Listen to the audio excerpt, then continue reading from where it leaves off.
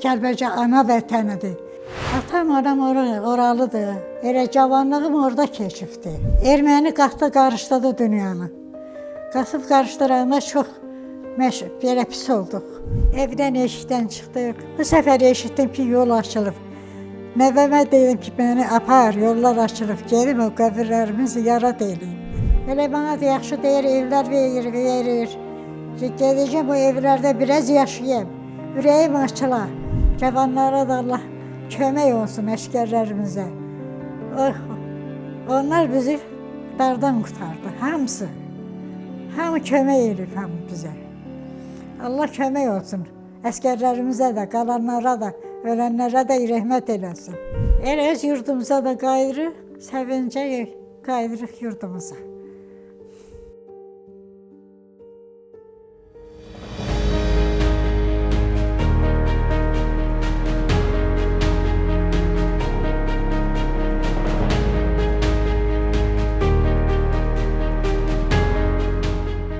Ürəyim çox şaddır.